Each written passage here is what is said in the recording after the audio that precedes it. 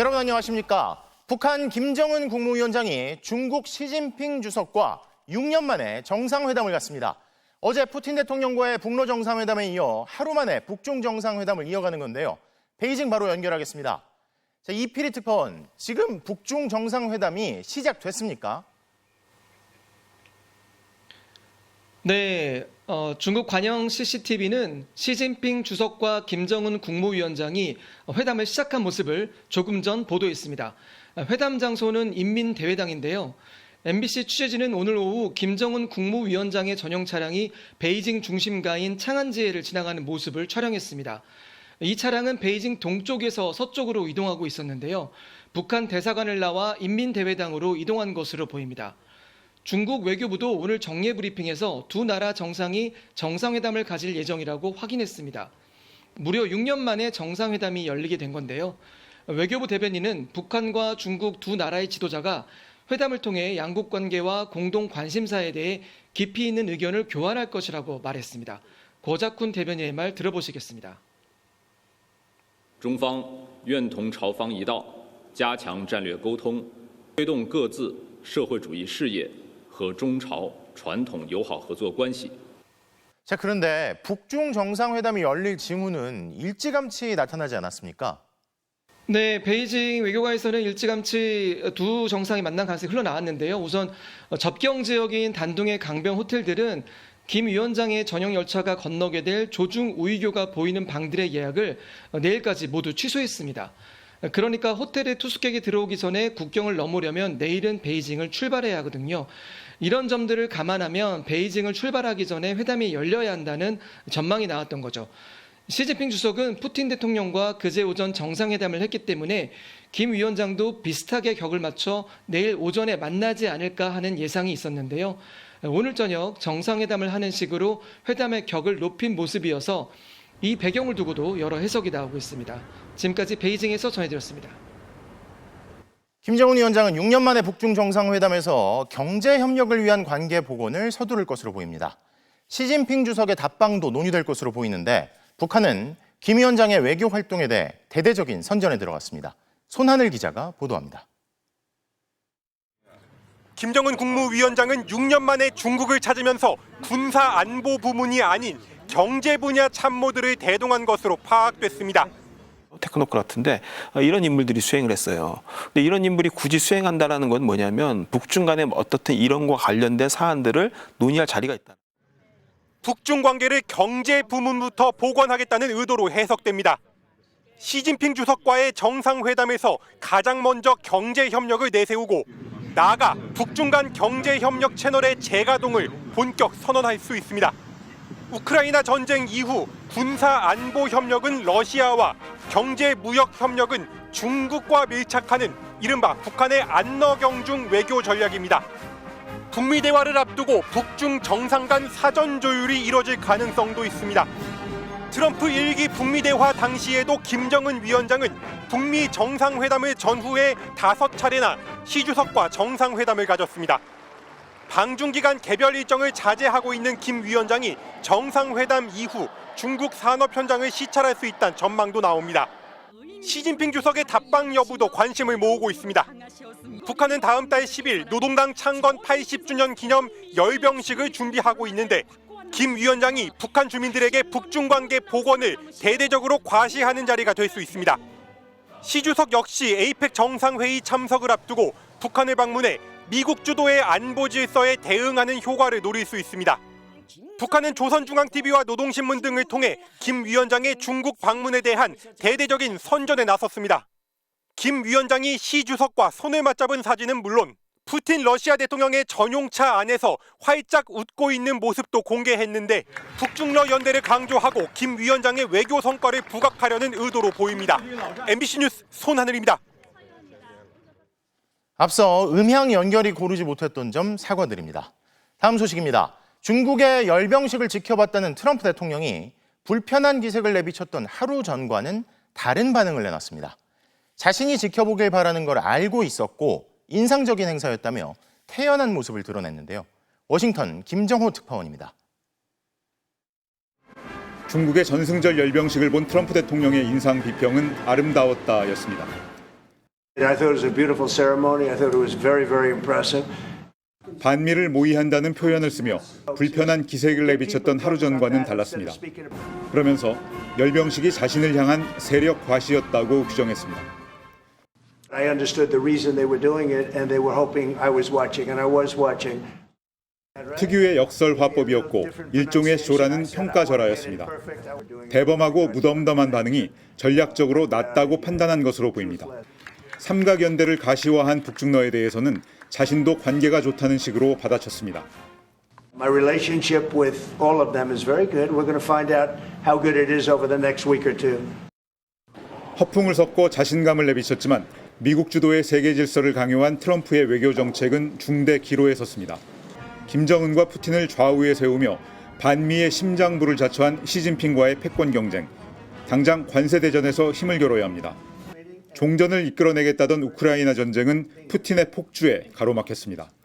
В конце концов, если Зеленский готов, пусть приезжает в Москву. Такая встреча состоится. 트럼프의 언짢은 내심은 푸틴에게 왜 행동하지 않는지를 묻는 기자와 질의응답에도 묻어났습니다. With Putin, but there's no action since you took your office. And I haven't done phase 2 yet or phase 3. But when you say there's no action, I think you ought to get yourself a new job. 트럼프는 유독 중국과 러시아 앞에서는 힘을 못 써서 강약, 약강이라는 비판을 받아왔습니다. 이런 상황에서 맞닥뜨린 북중러 3국의 단체 행동은 더 벅찰 수밖에 없습니다. 워싱턴에서 MBC 뉴스 김정호입니다. 72살 동갑인 중국 시진핑 주석과 푸틴 러시아 대통령이 어제 영원한 젊음과 150살 수명을 거론하며 대화를 나눈 사실이 공개됐습니다. 마이크가 켜진 줄 모르고 나눈 대화가 생중계된 건데요.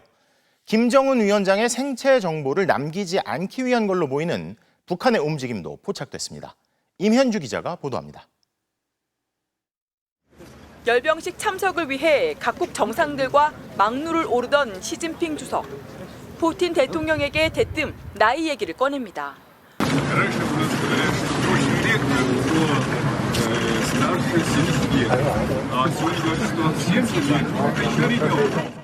두 사람은 72살 동갑.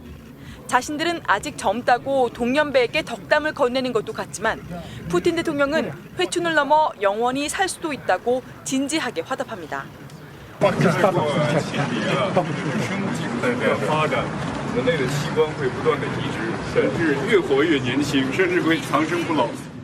일흔 살이면 아이라고 했던 시 주석은 영생보다는 더 현실적으로 들리는 답변으로 대화를 마무리합니다.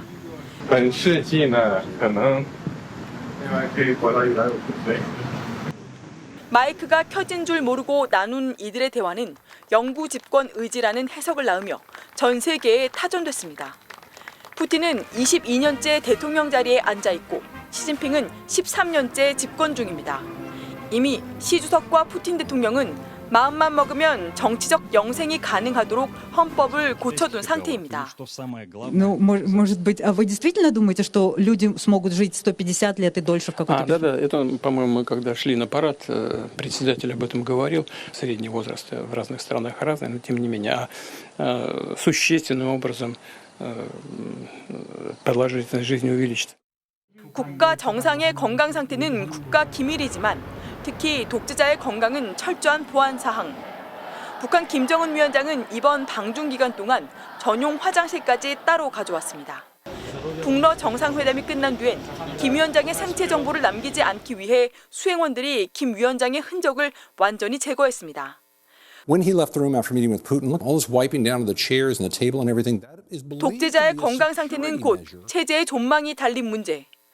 실각하면 곧 죽음인 만큼 건강에 대한 관심과 비밀 유지를 위한 노력은 지대할 수밖에 없다고 외신은 분석했습니다. MBC 뉴스 임현주입니다. 지난 3월 심우정 당시 검찰총장이 극히 이례적으로 즉시 항고를 포기하고 석방을 지휘해 윤석열 전 대통령이 풀려났던 날 기억하실 겁니다. 그런데 윤 전 대통령이 마치 검찰이 즉시 항고를 포기할 거란 사실을 미리 알고 석방을 기다리고 있었다는 듯 그 전날부터 변호인들과 1박 2일 동안 접견을 이어갔던 사실이 확인됐습니다. 법원이 납득하기 힘든 사유로 구속 취소를 결정한 날부터 그 다음 날 석방되기 전까지의 특혜 접견이 드러나면서 법무부가 추가 감찰에 착수했습니다. 먼저 송정훈 기자가 보도합니다. 지난 3월 7일 당시 공수처의 내란 수사를 거부한 채 서울구치소에 구속돼 있던 윤석열 전 대통령이 오전 9시부터 변호인을 접견하기 시작했습니다. 접견은 변호인을 바꿔가며 오후까지 이어졌고 급기야 다음 날 새벽 5시가 돼서야 끝났습니다. 일반적인 수용자들의 접견은 오전 9시부터 오후 6시까지만 허용되는데 이를 한참 넘겨 약 20시간, 1박 2일 동안 접견을 하는 전례 없는 특혜를 누린 겁니다. 이날은 오후에 직위원 재판부가 윤 전 대통령에 대한 구속 취소를 결정한 날이었습니다. 당시 서울구치소 측은 다른 수용자들과 동선을 분리해주기 위해 윤 전 대통령에게 별도의 접견 장소를 마련해준 상태였습니다. 구속 취소 소식이 들리자 수용실로 돌아가지 않고 자신만을 위한 접견실에서 머물며 변호인과 함께 석방을 기다린 것처럼 보일 수 있는 행적입니다. 더구나 윤 전 대통령의 면회가 오후 6시를 넘긴 건 이날만이 아니었습니다. 공수처가 조사에 응하지 않고 있는 윤 전 대통령을 강제 구인하려 했던 지난 1월 20일, 이후 사건이 검찰로 넘어간 1월 23일부터 사흘 동안에도 윤 전 대통령의 변호인 접견은 저녁까지 이어졌습니다. 윤 전 대통령의 구치소 수감 생활 중 벌어진 특혜 의혹을 들여다보고 있는 법무부는 최근 이 같은 정황을 포착하고 본격적인 감찰에 들어갔습니다. MBC 뉴스 송정훈입니다. 그런데 이런 1박 2일 접견 특혜는 구치소 전산 시스템에 제대로 등록조차 되지 않았고 상부에 제대로 보고되지도 않았던 사실이 추가로 확인됐습니다. 어떤 의도가 있었던 걸까요? 김지성 기자의 단독 보도입니다. 3월 7일 서울구치소의 수용자 접견 내역. 윤석열 전 대통령에 대한 접견을 시작한 변호인들은 송혜은, 박해찬 변호사였습니다. 그리고 오후 2시 9분 김홍일, 배보윤 변호사도 접견실에 합류했습니다. 몇 분 뒤인 오후 2시 16분 내란 사건 재판부 직위원 판사가 윤석열 전 대통령에 대한 구속 취소 결정을 내립니다.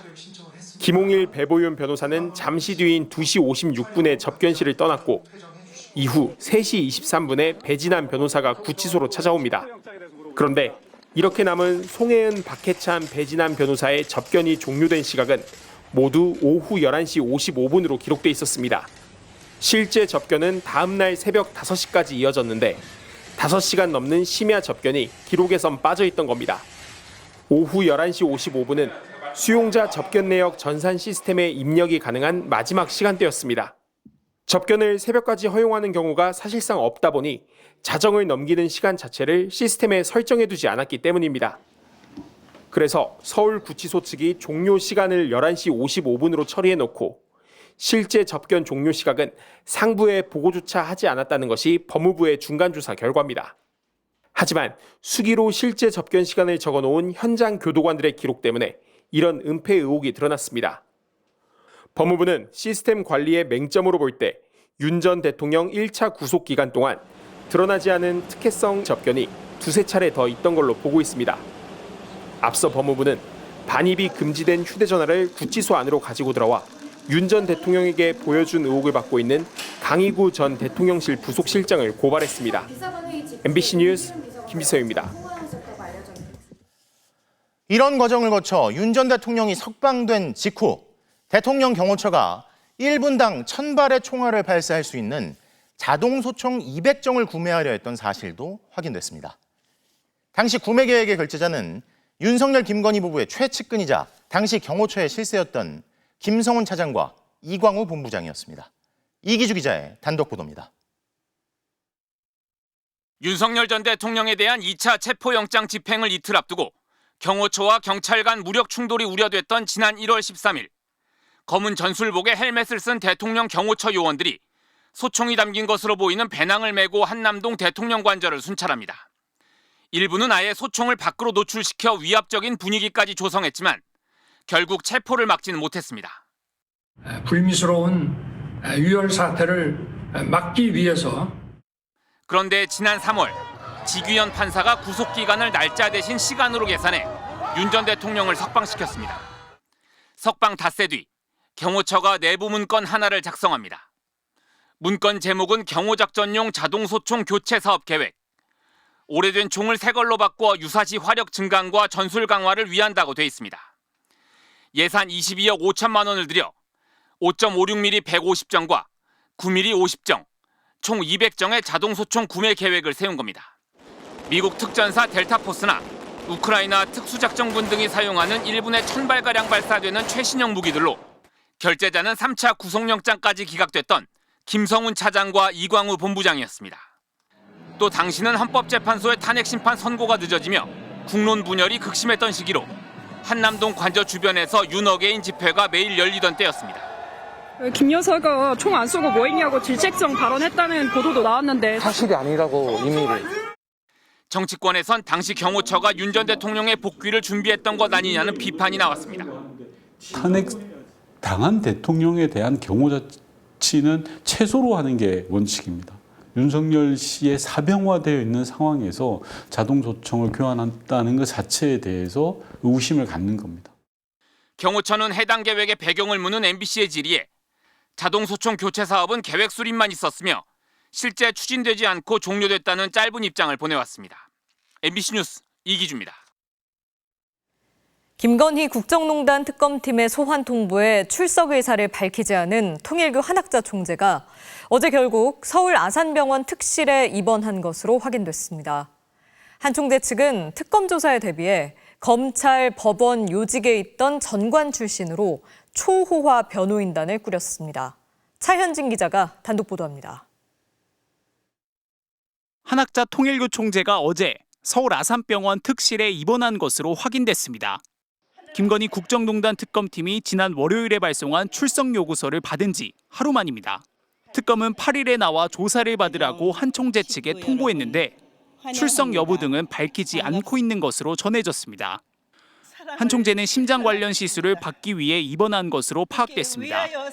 건강 문제를 앞세워 조사를 최대한 회피하려는 의도가 있는 것은 아닌지 의심되는 대목입니다. 소환을 앞둔 한 총재는 전관 출신의 변호인단도 꾸려놓은 상태입니다. 이재명 정부 첫 민정수석으로 3대 특검을 챙겼던 오광수 변호사, 이 대통령 공직선거법 재판의 변호를 맡은 강찬우 전 수원지검장, 자문역엔 김건희 특검의 박상진 특검보와 같은 법률사무소에 있는 김호수 전 검찰총장도 이름을 올렸습니다.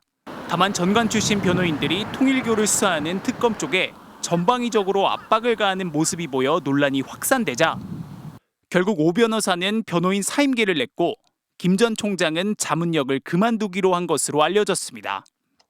최근엔 한 총재의 변호인 중 한 명인 이모 변호사가 서울 광화문 특검 사무실에서 민중기 특검을 만난 사실도 드러났습니다.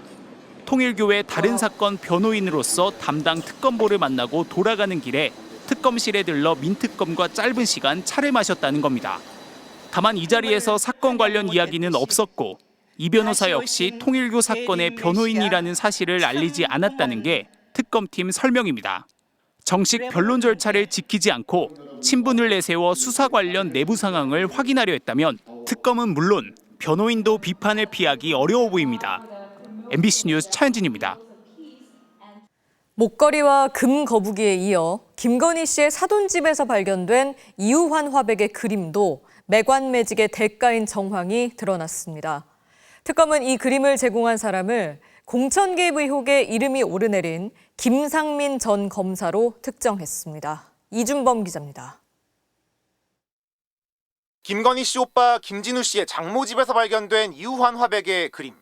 윤석열 전 대통령 취임 한 달이 채 안 된 2022년 6월 4일 대만에서 우리 돈 약 3천만 원에 낙찰됐습니다. 이 그림은 이후 인사동의 갤러리로 넘어왔는데 그림의 유통 과정을 추적해온 김건희 국정농단 특검은 김상민 전 검사가 이를 구매한 사실을 확인했습니다. 김 전 검사는 김건희 씨가 지난해 총선에서 공천을 주기 위해 영향력을 행사했다는 의혹이 제기된 인물입니다.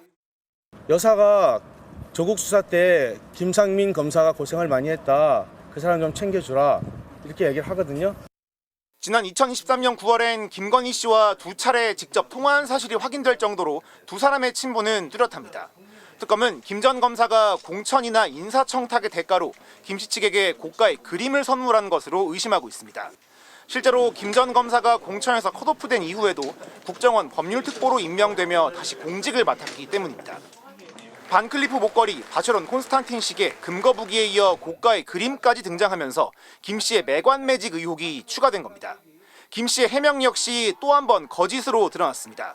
김 씨는 구속 전 특검 조사에서 해당 그림에 대한 질문을 받고 잘 모른다, 모조품 같다, 미술 사업을 해봐서 아는데 모조품이 많은 그림이다라고 주장한 바 있습니다. 김상민 전 검사는 그림 구매와 전달 과정에 대한 취재진의 질문에 아무런 답을 하지 않았습니다. MBC 뉴스 이준범입니다. 논문 표절로 석사학위가 취소된 김건희 씨가 교사 자격을 박탈당했습니다. 서울시 교육청은 최근 청문회 등 관련 절차를 마치고 김 씨의 중등학교 2급 정교사 자격을 취소하기로 했습니다. 청문 결과는 서울 남부구치소 측에 통보됐으며 김 씨가 이의 신청을 하지 않으면 교원 자격 취소는 확정됩니다. 계엄 해제 표결 방해 의혹을 수사하는 내란 특검팀이 오늘로 사흘째 국민의힘에 대한 압수수색을 시도했는데요. 국민의힘은 의원들뿐 아니라 전국에서 당원들까지 불러 모아 맞섰습니다. 버티기 끝에 결국 특검에 임의 제출 형식으로 자료를 제공했는데 기간과 범위, 심지어 자료 검색 방식까지 간섭해 최소한만 제출했습니다. 보도에 이문현 기자입니다. 내란 특검팀의 국민의힘 압수수색 시도 사흘째, 국민의힘은 국회로 전국 당원들을 집결시켰습니다. 야당 말살 압수수색 중단하라. 압수수색 영장 만료 기간 하루를 앞두고 저지 총력전을 벌인 겁니다. 작년 3월부터 비상계엄 논의가 시작된 정황을 포착한 특검은 작년 5월부터를 압수수색 대상 기간으로 잡았는데 국민의힘은 이를 과잉 수사라고 주장했습니다. 2024년 5월부터 표결 방해라고 하는 범죄 행위가 가득히나 하단 말입니까? 그러면서 오히려 윤호개인 지지자들을 선동했고 우리의 분노를 담아서 애국 시민의 분노를 모아서 이재명을 향해 진격합시다. 계엄 해제 표결을 위해 국회에 먼저 모인 더불어민주당이 내란 공범이라는 억지 주장도 내놨습니다. 민주당 의원들은 우리 의원들보다 순식간에 국회로 들어왔습니다. 미리 알았다고 합니다. 그러면 알고도 방조한 그들이 내란 공범 아닙니까? 계엄 해제 방해 혐의를 받는 추경호 전 원내대표도 기자회견을 자청해 12월 2일에 의원총회를 열어 4.1대 민주당 규탄대회를 하기로 결정했다며 계엄을 미리 알았으면 4.1대 규탄대회를 잡았겠느냐고 반문했습니다. 하지만 계엄 해제 표결 당시 국회에 있었던 추 전 원내대표는 왜 표결에 참여 안 했냐는 근본적 질문엔 궁색한 답변을 내놨습니다. 원내대표로서의 해야 될 또 책무나 또 위치가 있기 때문에 그렇게 진중하게 또 행동할 수밖에 없었고. 앞서 국민의힘은 통일교 신도들의 당원 가입 의혹을 수사하기 위한 김건희 특검팀의 당사 압수수색 또한 결국 무산시킨 바 있습니다. 진보당은 내란 수계 앞에선 찍소리도 못하고 수사를 막겠다며 연좌농성을 벌이는 게 부끄럽다고 비판했습니다. 내란 범죄를 수사하는 특검의 합법적 영장 집행에 버티기로 맞서던 국민의힘은 결국 임의 제출 방식으로 원내대표실 자료 등을 제공했습니다. 하지만 자료의 기간과 범위, 심지어 자료 검색 방식까지 간섭하며 최소한의 자료만 제출했습니다. MBC 뉴스 이문현입니다. 압수수색을 막아세운 국민의힘은 영장에 기재된 압수 대상 기간이 지나치게 길다고 주장해왔는데요. 하지만 특검은 추경호 의원이 원내대표로 선출된 직후부터의 증거를 수집할 필요가 있다고 보고 있습니다. 그 이유가 뭔지, 무엇을 확인하려는 건지 구나연 기자가 정리했습니다. 특검이 압수수색 영장에서 국민의힘 추경호 전 원내대표에게 적용한 혐의는 내란 중요 임무 종사입니다. 친위 쿠데타를 성공시키는 데 있어 중요한 요건이었던 계엄 상태의 지속을 위해 국회의 계엄 해제 의결을 방해하는 임무를 맡아 수행하려 했다는 의혹을 받고 있습니다. 압수 대상 기간은 추경호 의원이 원내대표에 선출된 날인 지난해 5월 9일부터 당 소속 국회의원들을 이끄는 원내대표가 비상계엄에 대해 사전에 인지하거나 검토한 바 있는지가 계엄 해제 의결 방해라는 행위에 있어 중요한 참고사항이 된다고 보기 때문입니다. 앞서 검찰 비상계엄 특별수사본부는 윤 전 대통령이 지난해 3월부터 김영현 전 국방장관 등 군 지휘부 앞에서 비상대권을 언급하는 등 비상계엄을 염두에 둔 발언을 해왔다고 밝혔습니다. 지난해 야당이 계엄 준비 의혹을 제기하자 윤석열 정부는 국회에 해제 요구 권한이 있어 말도 안 된다는 입장을 밝혔습니다. 계엄을 설사 선포하더라도 국회가 과반수 이상으로 의결하면 즉각 해제하게 돼 있지 않습니까? 그러면 결국 그 논리는 계엄을 통해서 국회의 기능을 정지시킨다는 얘기냐? 그건 우리 국민 어느 누구도 받아들이지 못할 겁니다. 뒤집어보자면 정부나 당시 여당이 계엄 해제를 위해선 국회의 표결이 필수적이란 것도 알 수 있었던 상황이란 뜻입니다. 그래서 특검은 당시 원내대표였던 추 의원이 법적 절차에 대한 검토를 지시했거나 실제 계엄이 현실이 되었을 때의 대응 방안에 대해 검토해 본 적이 있는지 규명할 필요가 있다고 보고 있습니다. 또 계엄 선포 전 국무회의를 위해 용산 대통령실에 불려온 한덕수 전 총리가 대통령께서 계엄을 선포하려는 것 같다고 미리 예상했던 것처럼 추 의원이 윤 전 대통령의 계엄 선포 계획을 미리 인지했던 건 아니었는지도 수사를 통해 밝혀져야 할 부분입니다. MBC 뉴스 구나연입니다. 한국 내 극우 세력의 왜곡된 음모론이 미국까지 퍼지는 일이 빈발하는 가운데 어떤 식으로 전파가 되는 건지 짐작할 수 있는 사례가 확인됐습니다. 미국의 보수 논객 고든창이 황교안 전 총리 같은 극우 인사들과 연계해 트럼프 진영의 유력 매체에서 버젓이 가짜뉴스를 퍼뜨리고 있었는데요. 뉴욕 나세홍 특파원이 취재했습니다. 트럼프 대통령이 가장 좋아한다는 이른바 마가 진영의 유력 매체 원 아메리칸 뉴스. 한미 정상회담 특집 코너에 보수 논객 고등찬 변호사가 나왔습니다. 그는 회담이 예상과 달리 화기애애하게 끝난 것을 달콤한 말뿐이었기 때문이라고 폄하합니다. They were just honeyed words, but this is going to be a long-term struggle with. 이어 한국 정부가 오산 기지에서 극비인 정찰기 정보까지 가져갔다는 거짓 주장을 방송에서 퍼뜨렸습니다. Classified radar data was taken and information about U.S. U-2 flights. 내란 특검이 공문을 확인하러 오산 기지 내 한국군 시설을 압수수색한 것을 이렇게 왜곡한 겁니다. 이재명 대통령을 친중이라고 낙인 찍은 고든창은 한미 간 조선업 협력은 미국에 대한 안보 위협이라고 주장했습니다. It is a national security concern as well as American military equipment on the peninsula. 중국계 미국인인 고든창은 중국이 코로나19를 고의로 퍼뜨렸다. 약에 마약을 첨가해 미국인들을 살해한다는 허위 정보로 인기를 얻은 인물입니다. 최근 자신의 SNS로 이재명 대통령이 윤석열 전 대통령에 대한 의료 지원을 거부하고 있다며 이재명 정부가 범죄를 저지르고 있다고 주장했습니다. 그는 일찌감치 황교안 전 총리 등 국내 극우 세력과 연계해 부정 선거론을 유포하기도 했습니다. 선관위가 중국 장비를 쓴다는 극우 세력의 거짓 주장도 반복했습니다. Just opened up their election system to Chinese surveillance by using those servers from Huawei. 고든창은 이런 주장으로 보수 매체인 폭스뉴스와 마가로 통칭되는 친트럼프 진영 언론의 단골 출연자로 활약하고 있습니다. 고든창은 다음 주 워싱턴에서 윤 전 대통령에 대한 인권 유린을 알리겠다는 행사에 극우 인사인 모스탄, 유튜버 전한기 씨와 함께 참석합니다. 미국 보수 논객들은 반중 정서에 편승하려 하고 한국 극우 세력들은 이를 국내 정치적으로 활용하고 싶어 합니다. 미국 내 한국에 대한 거짓 정보 유포 시도가 계속되는 이유입니다. 뉴욕에서 MBC 뉴스 나세홍입니다. 이재명 대통령이 오늘 양대 노총을 만났습니다. 주 4.5일제 도입, 정년 연장 등 굵직한 노동정책을 추진하는 이 대통령은 노사 간 대화가 중요하다며 싸워도 일단 만나야 한다고 강조했습니다. 정상빈 기자입니다. 한국노총과 민주노총, 양대 노총 위원장들이 이재명 대통령과 손을 맞잡았습니다. 현직 대통령이 두 위원장을 집무실로 초대한 건 5년여 만입니다. 실제로 임금체불과 산업재해를 경험했다는 소년공 출신 이 대통령은 노동 문제는 인권과 상식의 문제라고 강조했습니다.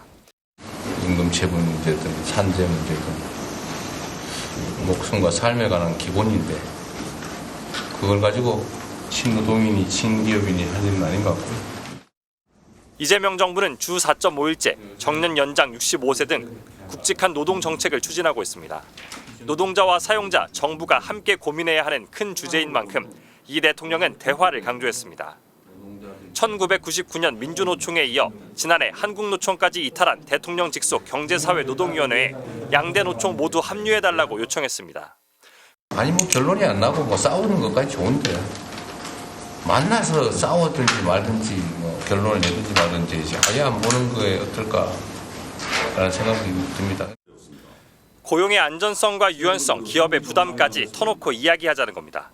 두 위원장 모두 경사노위 참여에 긍정적인 반응을 보인 것으로 전해졌는데 민주노총이 이미 합류를 선언한 국회 주도 사회적 대화기구가 속도를 먼저 낼 전망입니다. 모처럼 대통령을 만난 노동계는 노동자 권리 강화를 요청했습니다. 한국노총은 정년 연장과 4.5일제 시험 도입을 즉시 주 4.5일제 시행이 가능한 곳에 대해서는 정부가 나서서 최대한 권장하고 독려하는 역할을. 민주노총은 소외된 노동자들의 노동권 보장을 요구했습니다. 오임미만 사업장 노동자들도 법의 보호를 받을 수 있어야 하고 특수고용 플랫폼 노동자도 예외 없이. 양대 노총 모두 노란봉투법 통과에 대해 환영의 뜻을 전했고 미국과의 무협 협상에 관련해서는 국내 일자리 감소가 우려된다는 의견도 나왔습니다. MBC 뉴스 정상빈입니다. 조국혁신당 강미정 대변인이 당내 성비위 사건에 대한 조치가 미온적이라고 비판하며 탈당을 선언했습니다. 자, 그런데 불똥이 민주당으로 튀었습니다. 이와 관련해 최강욱 교육연수원장의 부적절한 발언이 있었다는 게 알려지면서 민주당이 긴급 진상조사에 나섰습니다. 장슬기 기자가 보도합니다. 조국혁신당이 당직자의 성추행 사건에 미온적이라며 강미정 대변인이 탈당을 선언했습니다. 당은 피해자들의 절규를 외면했습니다.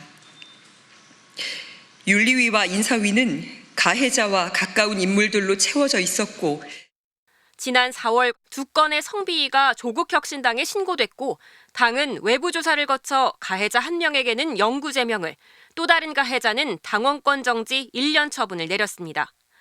강 대변인은 그 과정에서 피해자들에게 비난과 외면이 있었으며 조국혁신정책연구원장 역시 아무런 입장 표명이 없었다고 주장했습니다. 8월 15일 전과 후에 당도 입장의 변화가 없었고 조국 전 대표께도 여타 다른 입장은 듣지 못했습니다. 이 침묵도 제가 해석해야 될 메시지라고 생각을 합니다. 강 대변인의 탈당 선언에 대해 조 연구원장은 말을 아꼈습니다. 다음 기회가 있을 것입니다. 오늘 사찰에서 말고요. 다음 기회를 갖겠습니다. 그런데 민주당 최강욱 교육연수원장이 지난달 조국혁신당의 성비위 사건을 놓고 부적절한 발언을 한 사실이 뒤늦게 알려졌습니다. 내가 보기에 나는 누구가 좋은데 저희가 하니까 저 말을 맞는 것 같아. 이건 아니죠. 그건 자기 생각이 아니잖아요. 그 개돼지의 생각이죠. 피해자인 강미정 대변인은 최 원장의 발언에 충격을 받았다고 밝혔습니다. 어제 저녁에 받고 많이 놀랐습니다. 제 개인이 어떤 조치가 필요하다라고 말씀드리기는 참 조심스럽습니다. 최강욱 원장의 2차 가해 논란이 확산되자 민주당 정청래 대표는 윤리감찰단에 긴급 진상조사를 지시했습니다. 최 원장은 자신의 SNS 글을 통해 사과의 뜻을 밝히면서 큰 틀에서 당의 단합이 필요하다는 의미였다고 해명했습니다. MBC 뉴스 장슬기입니다. 경찰이 프랜차이즈 피자 가게에서 가맹 본사 임원 등 3명을 살해하고 자해한 가게 점주의 퇴원을 기다리고 있습니다. 본사와 가맹 점주 간 갈등설에 대해서는 이야기가 엇갈립니다. 조건희 기자의 보도입니다. 빨간 소형 화물차에서 운전자가 내립니다. 가맹점주 김모 씨의 피자 가게에 들어가기 직전 인테리어 업체 대표의 모습입니다. 이 대표는 딸 본사 임원 등과 함께 어제 오전 10시 반쯤 김 씨 매장을 찾았다. 30분도 지나지 않아 김 씨가 휘두른 흉기에 쓰러졌습니다. 경찰차도 어머 왜 구급차나 5시 정도. 가해자 김 씨 가족은 매장 인테리어 보수 공사를 둘러싼 갈등을 원인으로 지목했습니다. 냉장고 바닥 부분에 타일이 깨졌는데도 보수해주지 않아 스트레스를 받았다는 겁니다. 처음에는 해결해주겠다던 본사가 나중에 말이 바뀌었다고도 했습니다. 반면 본사 관계자는 처음에는 무상으로 보수를 해줬지만 보증기간 1년이 지나는데도 계속 무상 수리를 요구해 갈등이 커졌다고 했습니다. 본사가 인테리어를 강요한 적도 없고 수익을 1원도 안 가져간다고 했습니다. 갑자기 8월 29일 날 타일이 깨졌다고 2년 정도 거의 다 되다 보니 무상이 좀 어렵다고 이야기한 것 같아요. 가해자 가족은 신메뉴와 관련한 본사의 압박도 있었다고 주장했습니다. 한 배달 플랫폼의 1인분 메뉴는 점주의 수익이 적은데도 본사가 도입을 권했다는 겁니다. 생산 되는데 남는 게 너무 없다고 하소연하는 입장이 있었어요. 플랫폼에서 가져가는 게 많다. 본사에서 너무 많이 가져간다. 본사는 1인분 메뉴가 수익은 적지만 매출은 크게 늘어난다면서 희망 매장 40여 곳에만 도입했다고 했습니다. 또 가해점주는 도입 하루 만에 본인 뜻대로 중단했다고 설명했습니다. 공정거래위원회는 가맹점주와 본사 사이에 불합리한 계약이 있었는지 기초 사실을 파악하고 있는 것으로 전해졌습니다. 경찰은 김 씨가 퇴원하는 대로 체포해 범행 동기를 조사할 방침입니다. MBC 뉴스 조건입니다. 최근 서울의 한 초등학교 앞에서 어린이 유괴 시도가 있었다는 이야기가 돌면서 학부모들이 불안에 떨었는데요. 이 얘기가 사실인지에 대해서 말들이 오갔는데 오늘 20대 남성 3명이 유괴를 시도한 혐의로 긴급 체포됐습니다. 정한솔 기자가 보도합니다. 서울 서대문구의 한 초등학교 인근. 주민들은 납치, 유괴 얘기가 돌자 불안합니다. 납치범이라는 게 한동안 없었잖아요, 이게. 그래 아까 뉴스에 나길래 야 이것도 그런 게 또 생겨나는구나 이제 마음속으로 그 생각을 하고 있었죠. 경찰이 이 일대에서 아이들을 유괴하려 한 혐의로 20대 남성 3명을 긴급 체포했습니다. 조사 결과 지난달 28일 오후 3시 31분 이들 일당은 초등학생에게 차량으로 접근해 귀엽다, 집에 데려다 줄게라며 유인한 것으로 드러났습니다. 아이가 거부하자 3시 32분, 36분에도 또 다른 아이들에게 같은 방법으로 접근했습니다. 표적이 된 아이들은 모두 4명. 아이들이 현장을 떠나면서 범행은 모두 미수에 그쳤습니다. 해당 초등학교는 지난 1일 어린이 유괴 예방을 위한 주의 부탁이라는 제목의 가정통신문을 발송했습니다. 학교 후문과 인근 시장에서 흰색 차량에 탑승한 남성 2명이 아이들에게 접근해 집까지 데려다 주겠다고 했다며 유괴를 막을 5가지 안전수칙도 공지했습니다. 관련 보도가 나오자 경찰은 지난 2일 범죄 관련성이 확인되지 않았다고 공개적으로 부인했습니다. 경찰은 비슷한 신고가 추가 접수되자 강력팀을 투입해 일당 3명을 서울과 경기도에서 순차적으로 검거했습니다. 경찰은 첫 신고 당시 피해 아동 어머니가 언급한 범행 차량이 흰색 승합차였는데 실제로는 회색 SUV였다면서 사실관계 파악에 어려움이 있었다고 해명했습니다. 경찰은 문제될 수도 있다며 소극적 가담을 한 1명을 뺀 나머지 2명에 대해서는 구속영장을 신청하고 범행 경위와 여죄 여부를 추궁하고 있습니다. 중학교 때부터 친구였던 이들은 초등학생들이 귀여워서 장난삼아 했다는 취지로 진술한 것으로 알려졌습니다. MBC 뉴스 정한솔입니다.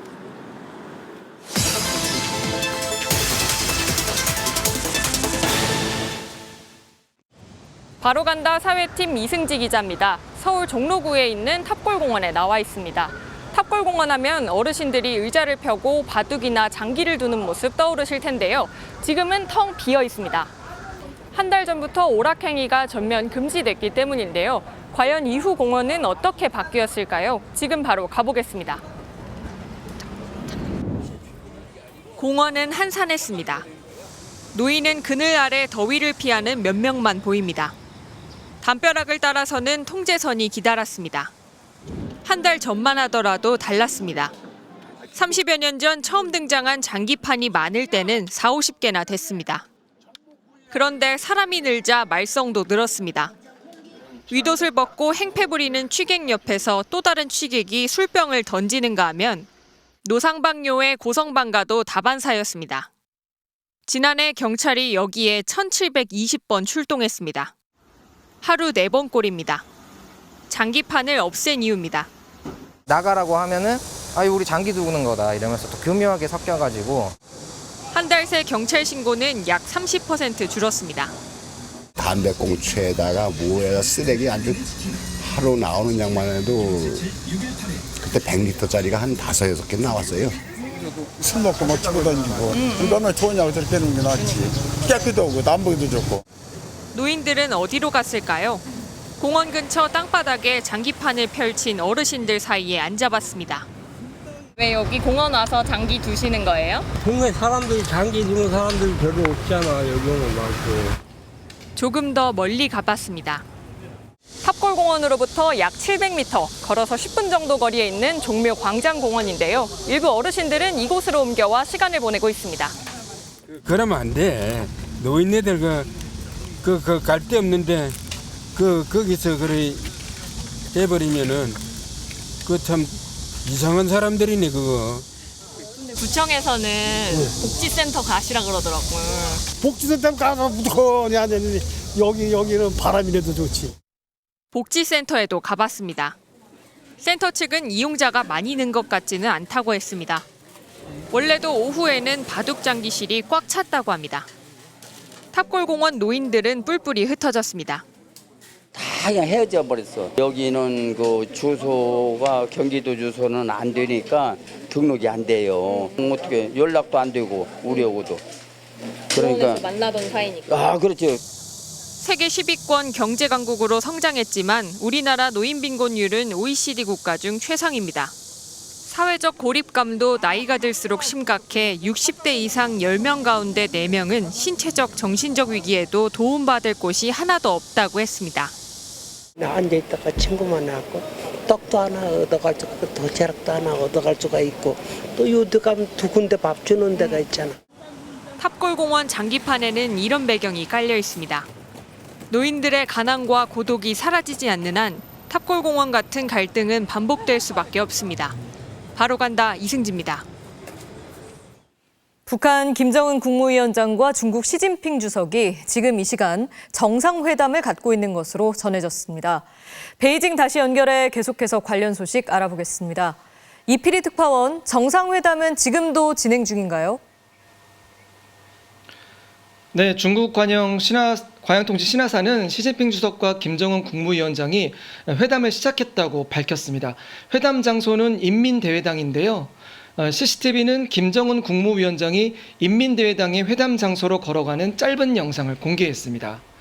앞서 MBC 취재진은 오늘 오후 김정은 국무위원장의 전용 차량이 베이징 중심가인 창안지해를 지나가는 모습을 촬영했습니다.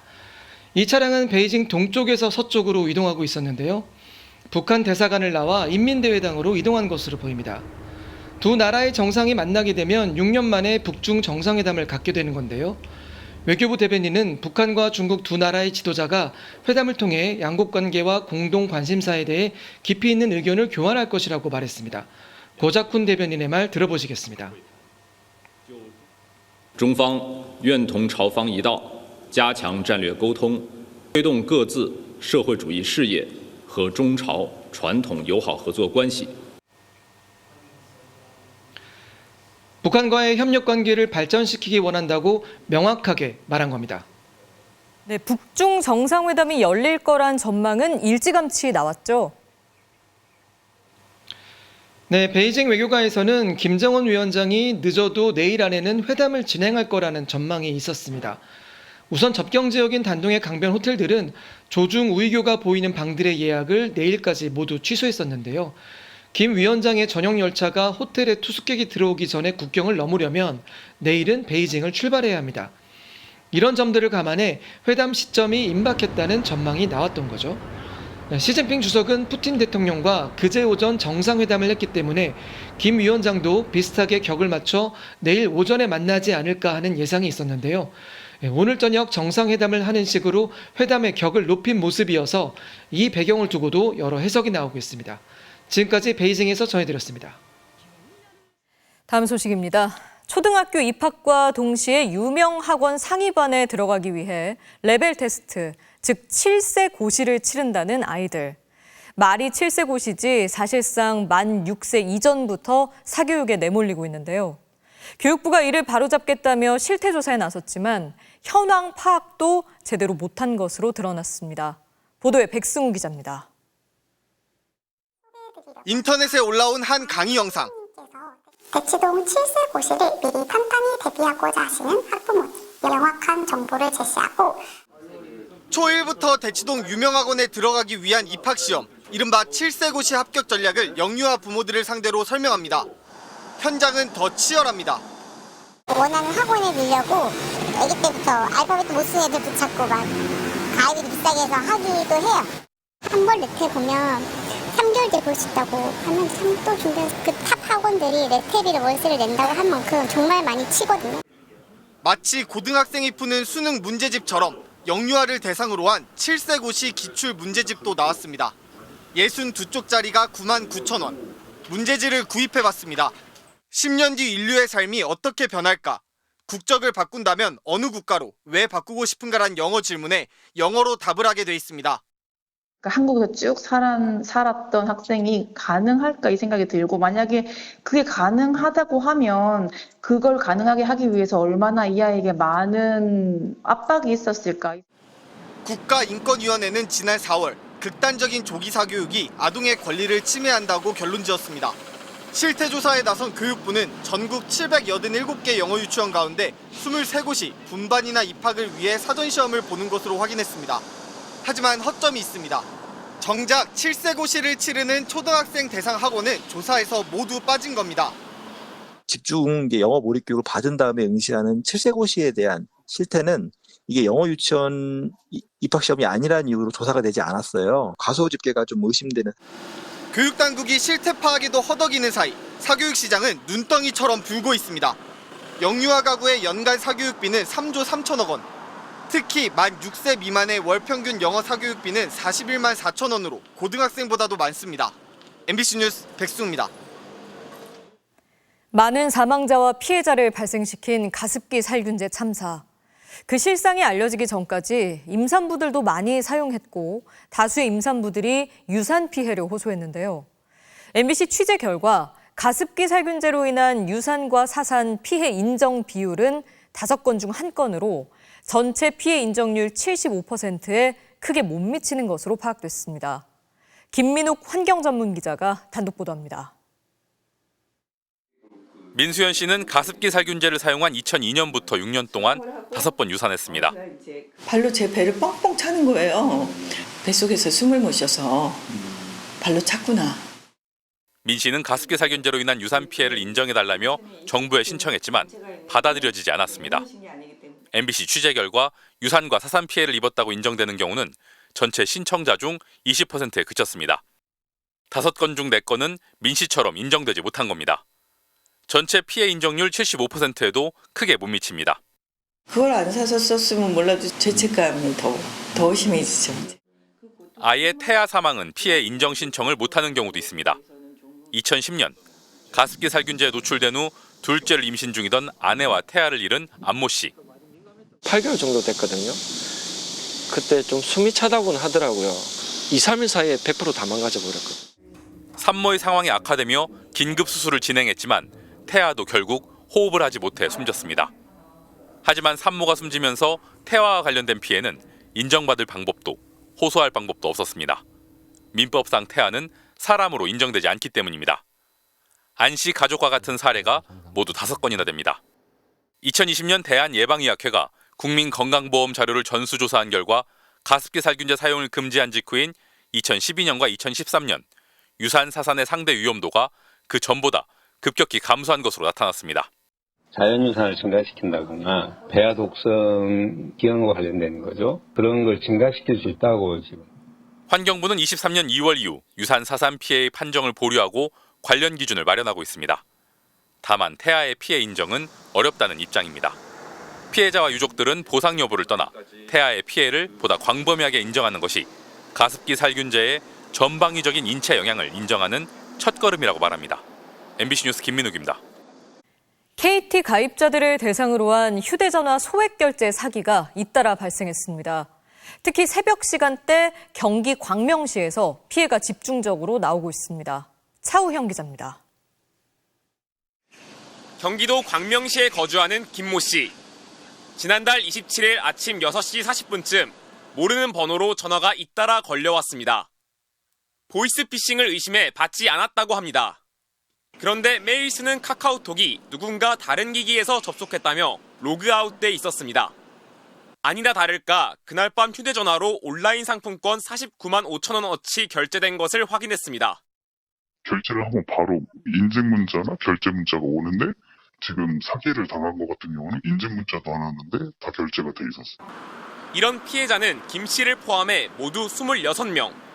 경찰 조사 결과 지난달 27일부터 닷새 동안 62차례에 걸쳐 수십만 원씩 모두 1,700여만 원이 빠져나간 것으로 드러났습니다. 온라인 상품권을 구입하거나 모바일 교통카드를 충전하는 방식이었습니다. 피해자들은 모두 KT 가입자였고 전원 광명시 소화동과 하안동에 살고 있는 것으로 파악됐습니다. 새벽 시간대에 범행이 벌어진 것도 공통점입니다.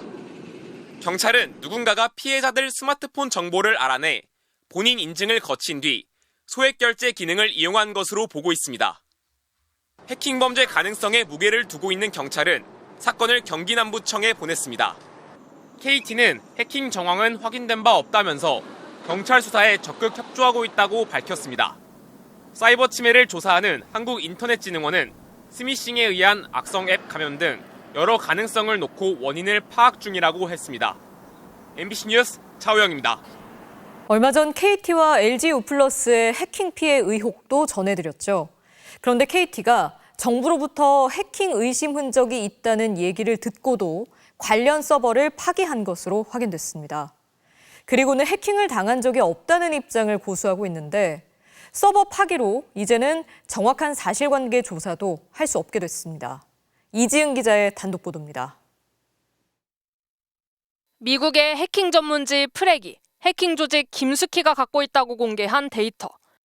LG우플러스 내부 서버의 계정 정보와 KT 웹서버 보안 인증서의 개인키가 발견됐습니다. 과학기술정보통신부는 2달 전 화이트 해커로부터 해당 내용을 제보받아 정확한 침해 여부를 조사 중입니다. 그런데 KT의 경우 문제가 된 서버가 파기되면서 조사에 난항을 겪고 있습니다.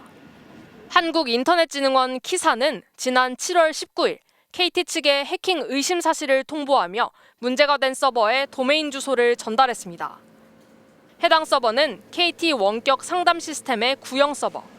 KT는 당초 이 서버를 교체하기로 하고 7월 20일부터 안정화 차원에서 구형 서버와 신형 서버를 1, 2개월 함께 운용할 예정이었습니다. 하지만 KT는 원래 계획과 달리 신규 서버만으로 시스템을 운용하면서 지난달 1일 구형 서버를 폐기했습니다. 공교롭게도 해킹 의심 사실을 통보받은 뒤 원래 계획과 달라진 겁니다. 폐기한 서버는 복구나 포렌식도 불가능한 상황입니다. 진상조사를 위해 민간 합동조사단을 구성해 낱낱이 파헤칠 필요성이 더 커졌습니다. KT는 새로 도입한 서버의 효율이 좋아 구형과 병행 운용할 필요가 없었다며 필요 없어진 구형 서버는 비용 절감 차원에서 폐기한 것이라고 해명했습니다. 또 이슈가 된 인증서와 개인키는 통신 암호화를 위한 수단으로 개인정보가 포함돼 있지 않다며 침해 정황이 없어 신고하지 않았지만 현재 정부 조사에 적극 협조하고 있다고 밝혔습니다. MBC 뉴스 이지은입니다. 정부가 사도광산 추도식에 지난해에 이어 올해도 결국 불참하기로 했습니다. 추도사의 강제 동원을 명시해달라는 우리 정부의 요청을 일본이 거부했기 때문인데요. 한일 관계 개선을 위한 우리 정부의 실용적 접근에도 불구하고 과거사 문제를 대하는 일본의 태도엔 여전히 달라진 게 없어 보입니다. 신지용 기자입니다. 사도광산은 일제강점기 조선인 1,500여 명이 끌려가 강제노역을 했던 곳으로 지난해 윤석열 정부의 동의를 받아 유네스코 세계유산에 등재됐습니다.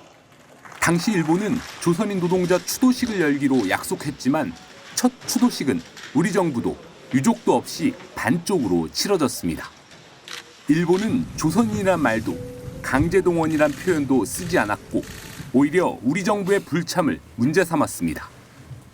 韓国側の追悼式欠席の理由についてご説明する立場にはございませんが、韓国側が参加しなかったことは残念であるというふうに考えております。 일본이 반성 없는 태도를 고수하면서 정부는 결국 올해 추도식에도 불참하기로 했습니다. 정부 관계자는 핵심 쟁점에 대한 의견 차이를 좁히지 못했다며 특히 노동 강제성에 대한 추도사 표현을 놓고 접점을 찾지 못했다고 설명했습니다. 조선인 노동자들이 의사에 반해 강제로 동원됐다는 점을 분명히 담아야 한다는 우리 정부의 입장을 일본이 이번에도 받아들이지 않은 걸로 전해졌습니다. 일본 측이 충분한 성의를 보이지 않고 있다. 이 부분에 대한 강한 항의의 표시로 불참을 결정했다. 이렇게 보고 있습니다. 이것은 이제 대일 정책에서 일관성을 담보하는 중요한 표현이라고 생각합니다. 일본 정부는 우리 측 불참 통보에 별다른 입장을 내지 않았습니다. 퇴진 위기에 직면한 이시바 총리가 보수 지지층 결집을 위해 과거사에 대한 반성을 외면한 거란 해석도 나옵니다. 일본은 오는 13일 사도광산 추도식을 진행할 것으로 알려졌는데 정부는 유족들과 함께 현지에서 별도의 추모 행사를 준비할 방침입니다. MBC 뉴스 신재용입니다. 올해 KBO 리그 최고의 투수 한화의 폰세가 한 시즌 최다 탈삼진 기록을 작성했죠. 이미 온갖 기록을 갈아치우면서 역대급 시즌을 예고하고 있습니다. 김태용 기자가 전해드립니다. 경기 전 상대 분석 자료를 꼼꼼히 살피고 마운드에 오른 폰세. 2회, 올 시즌 처음 한 이닝에 석점을 내줬지만 오히려 약이 됐습니다. 5회, 데이비슨을 삼진으로 잡아 2021년 미란다의 기록과 어깨를 나란히 했고 이후 천재환을 상대로 한 시즌 최다 탈삼진 위협을 달성했습니다. KBO 역사가 새롭게 쓰여지는 순간입니다. Very grateful, very honored. Can't really say much more than that. I can't thank Lee, Jaehoon, and Choi. Just a big thank you to them. 말 그대로 KBO 리그를 지배하고 있는 폰세. 지난 5월 한 경기 정규 이닝 최다 탈삼진에 이어 지난달엔 개막 후 역대 최다 15연승과 역대 최소 경기 200탈삼진 기록을 새로 썼습니다. 이제 류현진 이후 15년 만에 1점대 평균 자책점과 한화 선수 최초의 20승까지 노립니다. I don't think anything really changes. I don't change much. Just go out there and do my best every time. Hopefully try to help the team win every time I can. 메이저리그 스카우트의 집중된 관심 속에서도 오직 한국 시리즈를 목표로 한화 팬들의 간절한 바람을 이루겠다는 각오를 밝혔습니다. Nothing else really matters. Can't control anything outside of what I can control. Try to focus on the postseason and winning the Korean series. MBC 뉴스 김태현입니다. 미국 원정 2연전을 앞둔 축구대표팀에서 가장 주목받는 선수 중 하나가 독일 태생 혼혈 선수 카스트로프입니다. 한국어도 열심히 배우며 대표팀에 녹아들고 있다는데요. 미국 뉴저지에서 김수근 기자가 만나봤습니다. 대표팀에 처음 발탁된 카스트로프가 주장 손흥민과 나란히 훈련에 나섰습니다. 아직은 낯선 태국 마크. 하지만 한국어 공부까지 병행하며 팀에 녹아들고 있습니다. 안녕하세요. 저는 옌스입니다. 저는 22살입니다. Yes. Sehr good. I'm trying my best. Of course they help me learning Korean. 빠른 적응을 돕기 위해 동료들도 발벗고 나섰습니다. 승아, 왼쪽 챙겨, 독일어. 들어갈 줄 알잖아. 손흥민을 비롯해 독일 무대를 경험한 선수들은 훈련장 안팎에서 대화를 나누며 화기애애한 분위기를 이끌었습니다. 이제서 카메라 있다고 또 독일어 하는 척. We talked a little bit with Jungmin Min-jae, also with Jae-sung. I spent a lot of time with Tae-seok and Sungbin. We're going in the city later. 지난 3월까지만 해도 독일 연령별 대표팀에서 뛰었던 카스트로프는 어머니의 나라를 향한 마음의 소리에 이끌렸다며 대표팀 합류 배경을 설명했습니다. I think in this kind of decisions in your life, you have to hear to your heart. And my heart said, I want to play for Korea. Germany is just, there's good quality, good players. You play with the heart for the country, and I love that. 대표팀 취약 포지션인 수비형 미드필더에서 새로운 옵션으로 떠오른 카스트로프. 중원을 책임지던 황인범이 부상으로 빠지면서 오히려 제대로 시험대에 올랐습니다. I try to give as good performances to the coach that he can nominate me, and it would be a dream for me and my family to play in the World Cup. 대표팀에 조금씩 녹아들고 있는 카스트로프는 이곳에서 열리는 미국과 평가전에서 한국 선수로 첫 출격을 준비하고 있습니다. 뉴저지에서 MBC 뉴스 김수근입니다. 두산의 외야수 케이브의 점프 캐치입니다. 이 펜스를 두려워하지 않는 과감함이 돋보였습니다. 목요일 밤 스포츠 뉴스였습니다.